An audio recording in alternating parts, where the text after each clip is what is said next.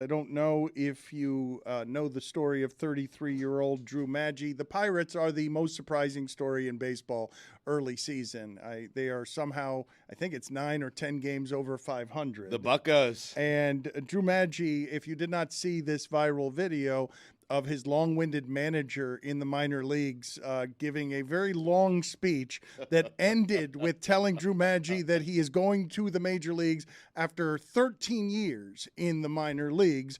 It is a fun story. It's the Crash Davis story, Stugatz, because the minor leagues are so tough. We have read recently about finally minor leaguers getting some money, and even that maximum money in AAA is $37,000 a year. So super happy for you, Drew, and thanks for being on with us. Let's just play the video real quick of the long-winded manager surprising Drew Maggi in the clubhouse. Great pleasure that I get to promote my first person to the major leagues, and someone that is tremendously important to this group, and someone that exemplifies grit, a choice to continue to fight for what he wants in life, and a lot of that is having the right perspective. And so, Maggi, you're going to get an opportunity to.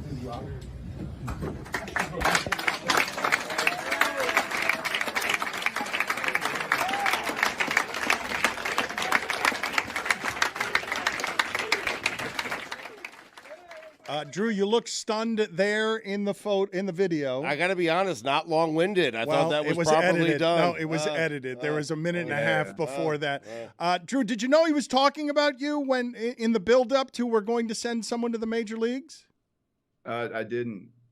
13 years in the minor leagues, you hear a lot of those speeches. So never, completely unexpected there. How many years ago did you stop thinking it was about you with those speeches? Probably like 7, 8 years ago. I mean, I've seen 1,000 of those. So eventually, right there, I was thinking, all right, who we got, who's going, and then when I heard my name, it was, body numb, whole thing. Did you think it was going to happen for you, or had you really given up anything that resembled hope on it ever happening? Well, I've always had hope. That was, why I stayed in the game. It definitely, as the years went on, it came down less and less. Like, maybe I'm just a minor leaguer. Maybe it's just, this is kind of my path. This is what I'm meant to do.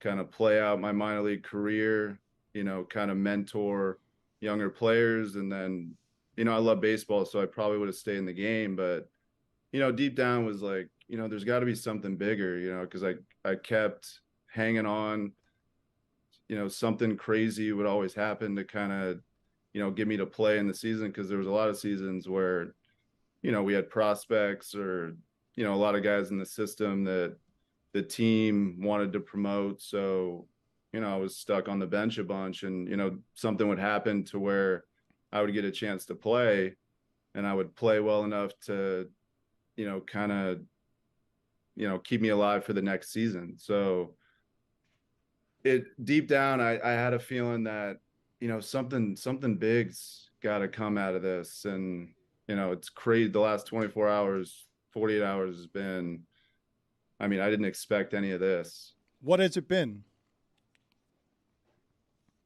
Just the phone calls, my old teammates reaching out, guys that I haven't talked to in 10 years, that, just flashing back to kind of moments with those teammates where I was, calls to my family, to my friends. It's been emotional. I've been okay. And then I'm like, I'll think about things like, holy smokes, like this is really happening. I've had to, I've woke every day that I wake up, I'm kind of, I got to check the window and look out, because I can see PNC from my window. So every day I have to look out and be like, all right, yeah, this is real. This is really happening. So yeah, it's been a really emotional, really exciting. I'm on top of the world right now. Drew, Crash Davis made it 21 days in the major leagues. What's your over-under? Shoot, if I had to bet, I mean, I'm an over guy. I never bet under. Same. Yeah. Who did you call first, Drew, when you heard? Well, I called my dad. He didn't answer. You know, Italian family, so everyone's always doing something. So dad didn't answer. Called him again, didn't answer. Called my brother. Then I called my mom, didn't answer. Finally got a hold of my mom, and I was in double A at the time. So, you know, she answered and she's like, hello. I don't know what she was doing, but I'm like, hey, mom. And, you know, I'd broken down already. So, and she's like, are you okay? And I said, mom, I'm going up. And she goes, oh, you're going up to Indy? Because Indianapolis is the AAA team. I go, no, mom, I'm going to the big leagues. And we had a great moment, and she couldn't believe it. She was freaking out. And so that was special. Who was the most emotional family member? Bo, probably. I mean, Bo's my brother right under me. I have 5 brothers, so I play with him in college. You know, he played in the minor leagues for 4 years, so he understands how hard it is. And when I saw him on the field 2 days ago, he was flooding. So I was like, geez. So he got me, and he's an emotional guy. What is the worst part of 13 years in the minor leagues? Like, what are some of the details that people don't understand about what your sacrifice has been? I mean, I think as you get older, you know, it gets really challenging because, you know, you're that older guy on the team. You're still doing the bus rides. You know, and you have to mute a lot of it. I mean, when we first went into Altoona this year, we had like a little signing thing before the year, you know, before our game started, and a lot of the fans are like, "Oh, are you a player coach? Are you coaching now?" So, I mean, you just kind of laugh it off, and you know, you can't let it bother you. But I think that stuff, and then just, you know, the overall sacrifice. You know, I'm in some small city. I mean, relationships are tough to hold on to. You're away from your family.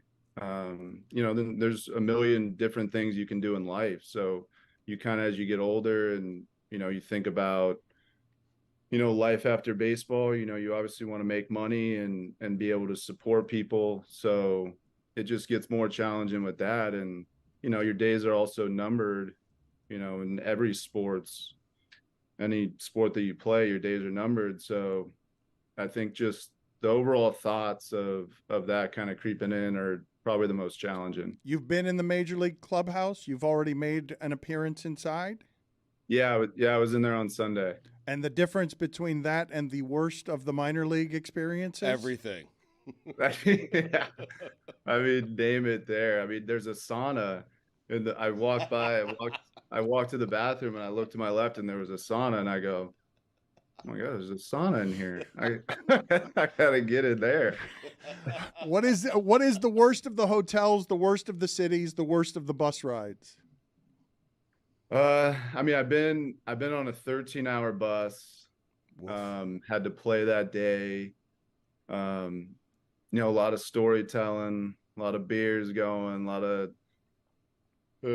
cards going on. I mean, hotel rooms can be, some of them smell, and there's bugs in some.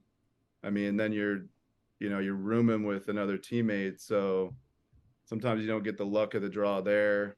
Yeah, I mean, everything in the big leagues is what they say. I mean, at least from my experience so far, it's anything, you're in the show.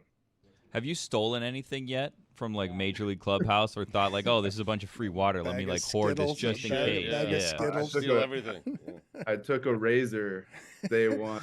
I was like, attaboy. I mean, yeah, they have everything. Cologne. I mean, like, geez, definitely get my hands on whatever I can. Cologne. Drew, congratulations. Thank you. paper. 4,494 plate appearances. Hopefully you get the first major league bat tonight. Thank you, sir. Awesome. Thank you guys. Thank you.